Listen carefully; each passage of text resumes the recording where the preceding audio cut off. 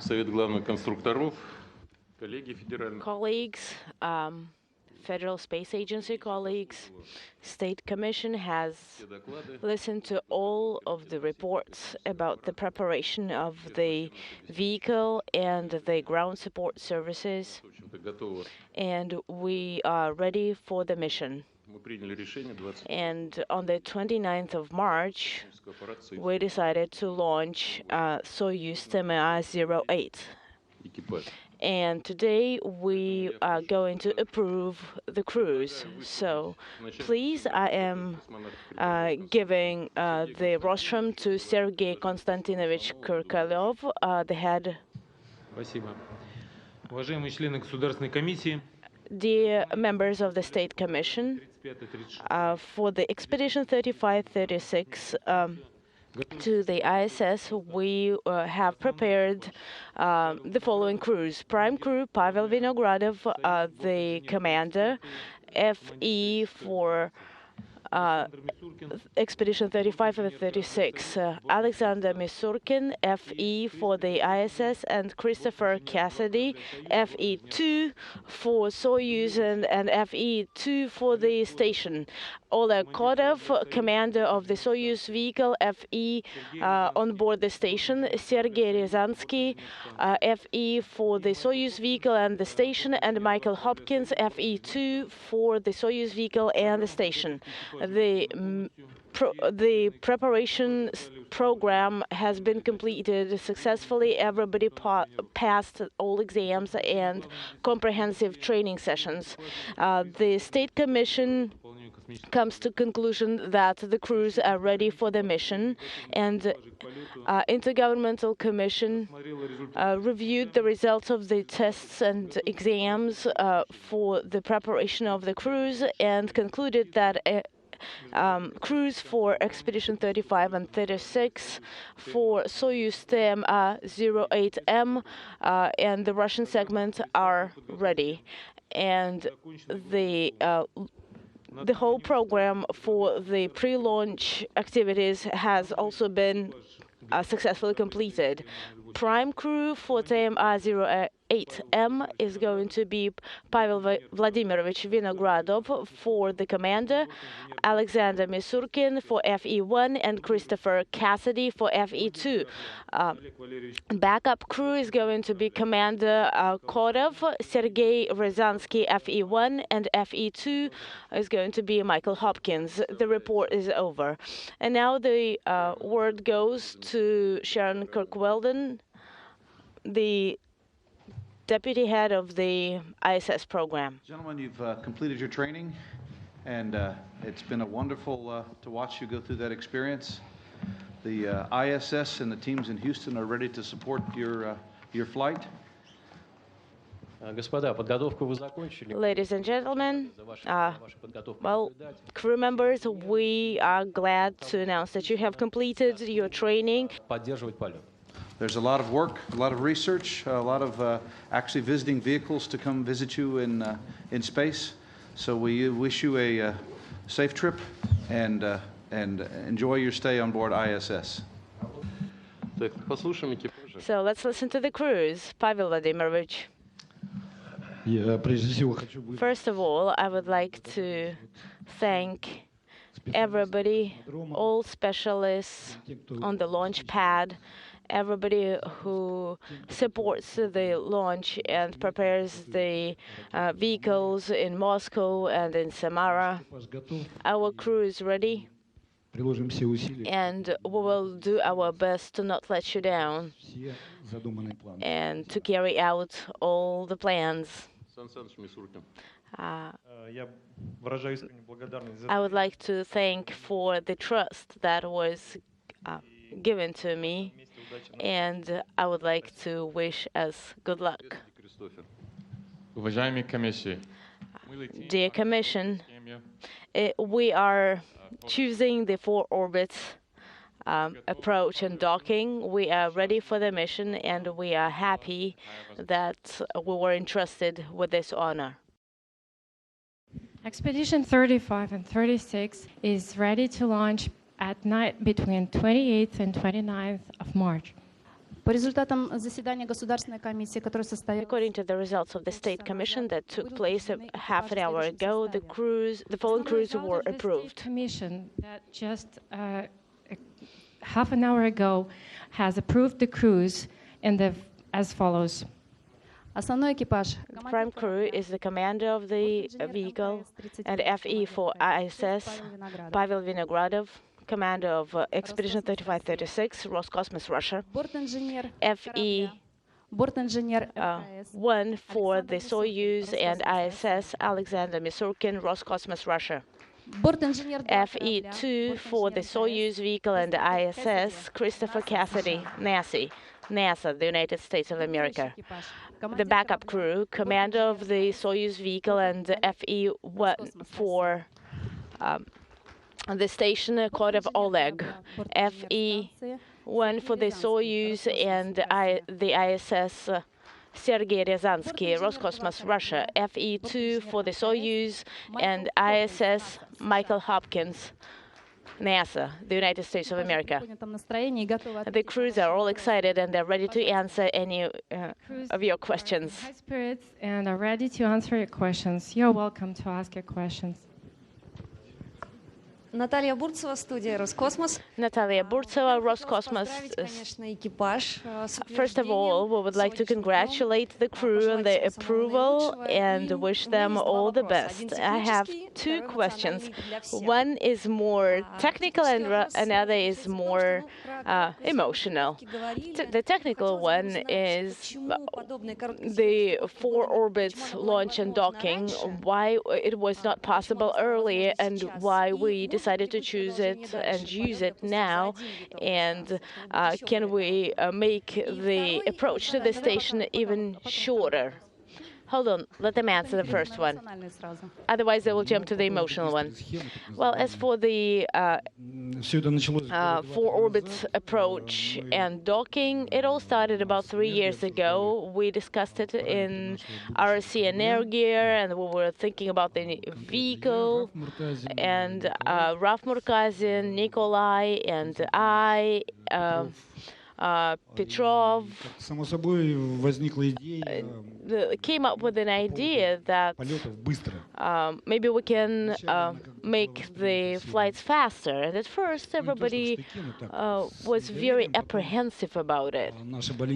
But later on, our ballistic specialists calculated the possibility, looked at the rocket, verified the capabilities of the Soyuz vehicle that now has a digital command and control system, and the onboard computer can do pretty much anything now. And that's how we slowly started to develop the idea. And about half a year ago, when we made quite a lot of calculations, we were sure that technically it's possible. So we talked to Alexander Popovkin, and to our surprise, Mr. Popovkin was very pleased and interested with the idea, so he charged everybody with different tasks to develop this idea, and we used this expedited launch and docking system for 3 progresses, and the Korolev specialists in MCC Moscow and in MCC Houston studied this new plan and scheme, and everything looked fine. So now we're going to continue to use this expedited plan for future launches, and we are going to be using the 4 orbits launch and docking, but we are now already thinking about 2 orbits. And today, the capabilities of our vehicles and of our rockets are enough to do that. So at first we launched the cargo vehicles, right? So you will be like the pioneers. Well, I do not want to dishearten you, but quite a long ago in the USSR and in the United States, such expedited schemes and plans were used. Americans used it for Germany. There were a few missions when the crews were ready to dock within 1 or 2 orbits. It was pretty difficult and strenuous for the crew, but now our capabilities are completely different and updated and allows us to carry out any dynamic operations on orbit, so we are very sure in our success. Next question, please. And the emotional questions. Well, before, the families never came to see the cruise off, but recently all the families can't come to see off to the Cosmodrome. Is it a great moral support for you, for people who are ready for such a difficult journey? Or is it strenuous for you, or is it a morale boost? I know that Alexander's wife stayed in Moscow. Why did she choose not to come? Do you think it's good to have spouses seeing you off? And I would like to hear the opinion of all the crew members. Well, my FEs are asking me to answer for everybody. Well, I would answer for myself. I'm glad that this tradition came to be. I'm very happy to see my wife and my daughter here. I think it's a good tradition. Sasha's wife did not come, not because she didn't probably want to or he didn't want to, but she has little children. But I will let him explain. I completely agree with Pavel. It's really a privilege for me to have my wife, 3 kids, mother, father, and brother here, and I wouldn't trade that for anything. Я полностью согласен с Павлом I Владимировичем. totally agree with Безумно Pavel. счастлив такой возможности, что мои родители, папа, мама, брат, жена с детьми здесь со мной в такой момент. Я очень счастлив такой возможности.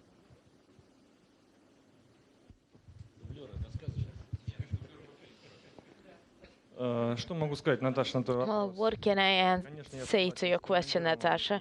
Of course, I absolutely agree with the commander and Chris, and I hope that it is my first but not last mission. And my son, Alexander, who is only 2.5 years old, and he is the eldest, and it's a little bit hard for him to adjust to the work and rest schedule for us. So he will be monitoring the situation from the MCC Moscow. Okay, thank you. Next question. First channel, Peter Deragin. My first question is to Pavel Vinogradov. The media announced that you almost got into the Guinness Record book. So how did you manage to do that? Ну, наверное, возраст это не Well, лучшие мои достижения. I don't think that being the oldest is a big achievement. Чтобы мне сейчас было лет 40. I would love to be 40 years old or maybe 30. Не знаю, кому я обязан, но, наверное, I маме с папой, что вот don't know 60 why I'm лет so еще lucky, and I'm 60 and I am completely healthy and have the opportunity to fly to space. I love my profession and еще могу заниматься. I can't imagine doing anything else. Поэтому сколько будет So, for as возможностей, long as I can, for as long as I have enough health, I will stay in this profession. As for whether it's difficult or not, тяжелее well, it is быть на уровне там тех, кому difficult. 30-40. As for 30, 40, Ну, пока соответствуем. I don't know. Well, it's hard to compete with them, but I will do my best. Павел Владимирович отметит на борту Международной космической станции. I would like to add that Pavel Vladimirovich is going to celebrate his 60 years on board the station, and for now, he will be one of the most awarded crew members, active crew members, and The second question? The second question goes to Christopher. You're an experienced military man. So, do your qualities and knowledge, training from your military professional will help you in this mission? How are you going to draw upon your experience and strengths? I think the number one quality for a good crewmate is to be a team player, and that's in the military or in space. And that's exactly how I feel with my two crewmates, is that we're one team ready to go and do the mission. Марине новости космонавтики. Marinian, Поздравляю вас. Новости космонавтики, news of cosmonautics. Congratulations, crew members. Sergey, Oleg, you're just great. Вопрос у меня такой. My question is as follows. We know quite a lot about your scientific program, and we know less about the U.S. experiments. But Pavel, Sasha, you are very experienced, and this, one of you is very experienced, one of you is not. So what are you going to devote your free time on board to? Well, I don't think that my interests have changed from the previous missions. I will be most of all interested in the atmospheric processes, what is happening over our planet, and I will try to observe thunderstorms that are happening in the upper layers of the atmosphere. It's a very interesting phenomenon. It has not been deeply studied, and I will do my best to, this is my personal goal, to expand this research. And of course, I can look at our planet for hours, and that's what I would probably devote my free time to. Yeah, I agree. Our channel, Canal Adin, is the window. Igor, half of my answer is in your question. You said yourself, I'm not an experienced crew member, so I am sure that for the first half of the mission, I will devote most of my free time preparing for the next workday. Rob Navius from NASA Television. I have a couple of questions for Chris Cassidy.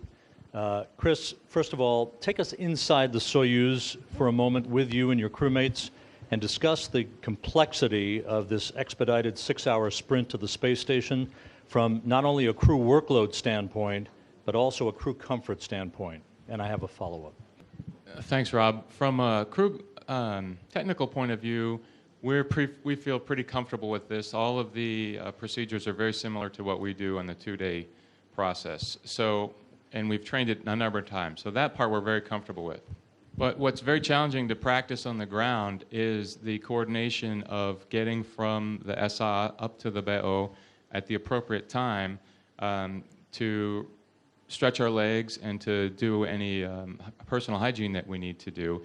And for those of you that haven't had the opportunity to see the Soyuz, it requires a coordination between the three of us to close and open the hatch and get up to the BO. And we have a few opportunities where we know we can take advantage of that and have some time to get up there and do just those things. And for Chris, your 5.5 months on orbit will see the arrival of virtually every visiting vehicle that services the space station, plus for you and your crewmates, a series of spacewalks on both the U.S. and Russian segments. Discuss, if you will, the complexity and pace of this type of work over almost a half year on what will constitute one of the most complicated expeditions ever. Well, you're right. There's quite a few spacewalks and visiting vehicles that will occupy the schedule. But the nice thing about that is our time horizon, instead of being 5.5 months long, becomes 1 week or 2 weeks until we look for the next major event.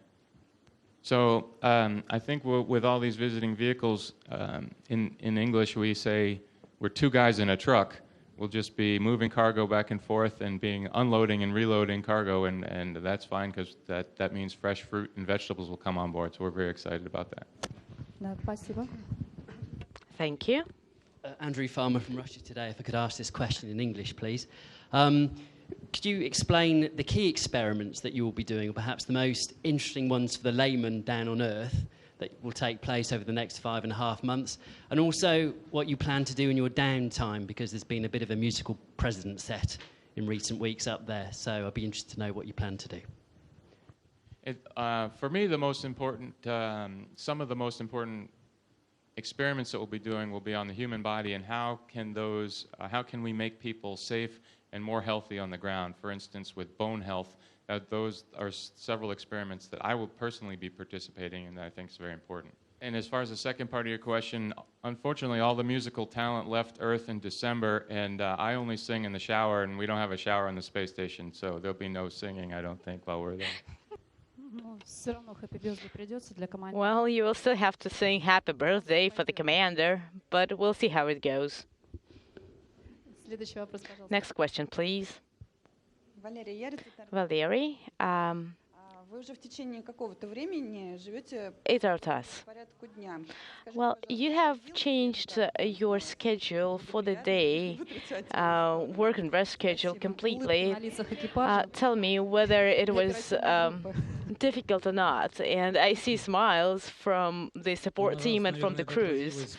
Well, I think, first of all, the first 2 or 3 days, when we were transitioning to that new schedule and sleeping schedule, were the most difficult. And of course, it was most difficult for our support team and support specialists, because they have to work not only when we are asleep, but also when we are not asleep. So we have a strong feeling that they didn't sleep at all.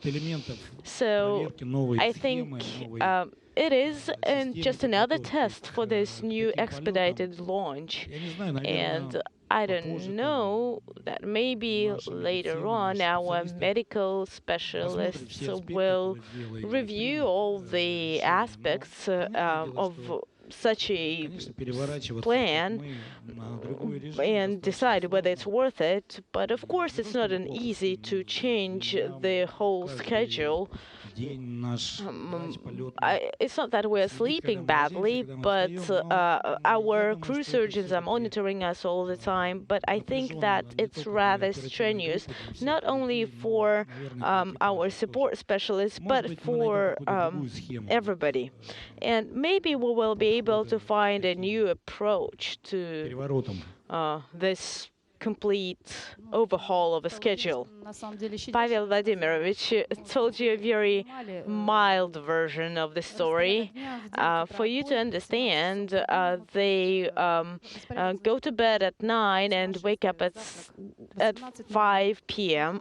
And have breakfast at 6 p.m. So it's completely a crazy schedule. Well, I have 2 questions. The first one, I know we've been talking a little bit about this 6-hour ride and how ready you are, but I would like to focus on the challenges that these 6 hours mean to you. And if you can just point out a few of the challenges, the main challenges that a 6-hour ride mean, instead of how cool it's going to be that you're going to get there faster.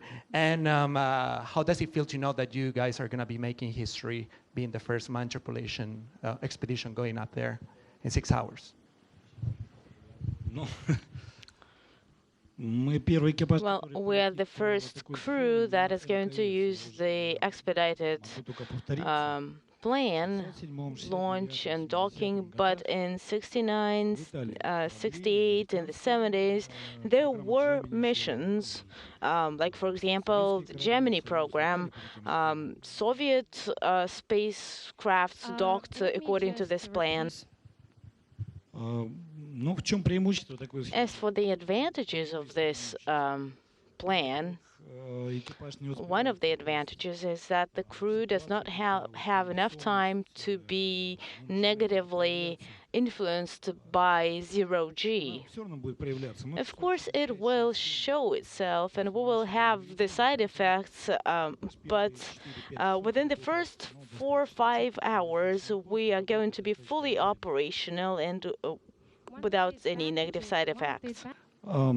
Но с точки зрения As for плюсов, например, доставка, быстрая some other advantages, for example, expedited delivery of biomedical drugs or some other equipment and experiments that need to be started as soon as possible. And of course, you can't even overestimate the benefits of such expedited launch for the science and researchers who are working on the biological and medical problems. ну и за такое короткое время можно экипажу, например, Within such a very short period of time, probably the ice cream will not melt and the crew can get it. Thank you. My second question is more of a general question for our audience. If you had to explain to a general audience what Baikonur means in the exploration of the space, what this cosmodrome means, how would you explain it? Just please forget about the big words and explain it to a person that, a general audience. Да, собственно, Байконур это Well, Baikonur is everything for piloted space exploration. That was the first cosmodrome from where we launched Gagarin and Titov. This is enough to show how we feel about Baikonur. It's almost like a sacred place for us. This is the gateway to space exploration. I don't have anything else to say. Вот у нас дублирующим экипажем. Well, for example, our backup crew, Sergei Ryazansky's grandfather was one of the constructor general who started working at Baikonur. Вот сейчас Сергей здесь. And Sergei is here now with us. Maybe he can say a couple of words about how he feels about this place, but it's pretty clear. Baikonur, of course, is a part of a great history. It's a big part of all of us, and it's a great honor for us to continue the history of space exploration, to which my family is also a part, and it's a big part of the history of our country. Well, since the backup crew has the microphone, let's ask questions. Let's ask them questions, and we would not like to overlook them because they are our future. And I would like to ask Sergei and Michael, people who are at Baikonur for the first time. I'm not talking about Oleg because he's an experienced one, but how do you feel about the Cosmodrome? I know that Michael was so excited about everything. Tell us what you thought, what you were impressed by when you saw Baikonur. Thank you. Okay, I'd like to, start. We've been here for almost 2 weeks now, and every day there's been something new, something exciting for me to see. Every day there's also been new traditions that I've got to experience that help tie the astronauts, cosmonauts of today with those that have gone before us and those that will follow us. And on a personal note, probably the most impressive thing that I've got to watch is the Soyuz rollout and watching it stood up on the launch pad. Absolutely amazing event. And of course, for us, being here is a continuation of our training. And it is interesting, it is great, it is exciting course or study that will culminate in September. Well, Michael explained everything in a more detailed way when he spoke about traditions, and I know that you had an unplanned stop when you went to the city, to the museum. Could you tell us more about it? Well, besides the usual places and sites that cosmonauts and astronauts usually visit, we went to the monument to my grandfather. It was very important for my father, and it was on my request. And of course, I was greatly pleased, and I'm thankful that the crew visited it with me. Thank you. That's great. Hello, if I could ask one question generally about space exploration. Roscosmos recently announced its plan for the next 2 decades, and in it it's said that it would like to put men back on the moon. As astronauts and cosmonauts, does that excite you, and is it reassuring? Ну, во-первых, безусловно. Well, first of all, of course it's possible. Скорее всего, человечество, конечно. And most likely, humankind is not going to stay and just orbit the Earth. So we are going to Mars and to the moon.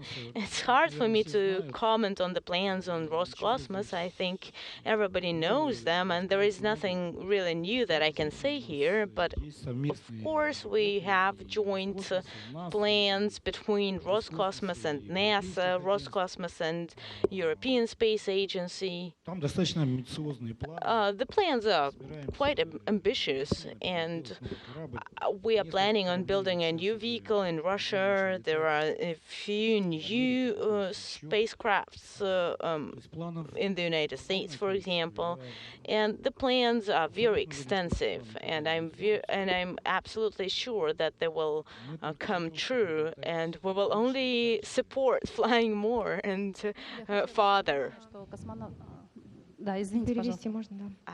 Can I translate, please? Actually, Roscosmos plans are not a big secret at all.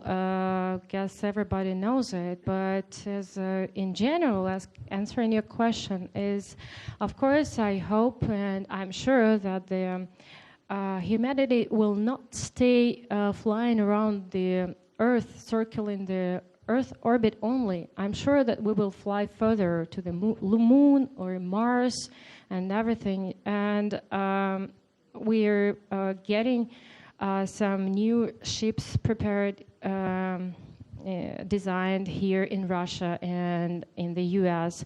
And we have a lot of cooperation with our partners in the USA and European partners. We have many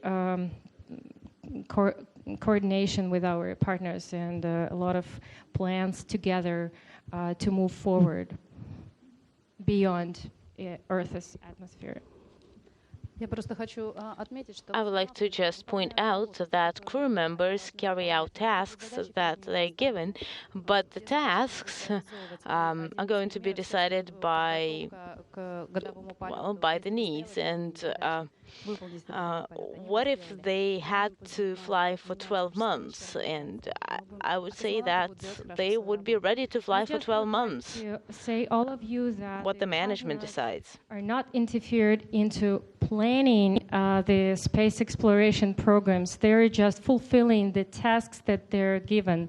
And for example, right now the 1-year flight is ongoing. And if I'm sure that if the crew, this present crew, was given the task to fly for 1 year, they will be ready to do so. So let me repeat again that cosmonauts are just doing and fulfilling the tasks provided by the people who are actually doing the program, making the program. Thank you very much. That was the last question. Let's thank the crew. Let's thank our crew. Пожалуйста. Спасибо. Традиционная Thank фото you. на память, пожалуйста. Traditional picture. Ну да, как-то вот так. Yes, that looks better.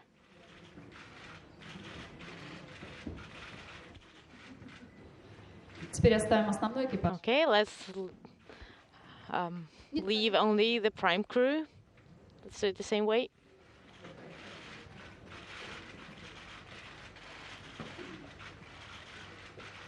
Павел Владимирович. Pavel Vladimirovich.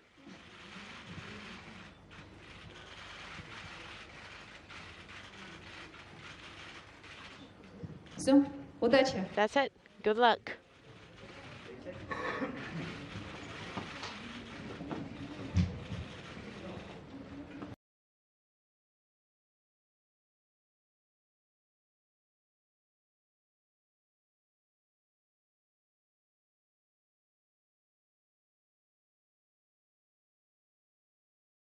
I think the crews are really well prepared for what's coming up for them. Like you said, they have a tremendous amount of activity during this flight. Lots of visiting vehicles, ATV, HTV, potentially an orbital demonstration flight, just a tremendously busy period.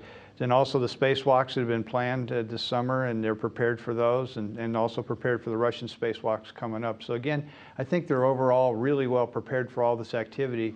But I think the other thing that kind of goes below the scenes is really the science that they're doing, that they are really set up to do some really quality science and some really quality research during this expedition. So not only will there be all this visiting vehicle traffic, but really the purpose of all these vehicles is to bring quality science to them so they can get the latest equipment up on orbit, so they can get the latest research and really keep turning out the production and really bringing the research level up to a new high level here on station. So a busy increment in many ways, lots of traffic, lots of EVAs, but also lots of quality science being done on the space station.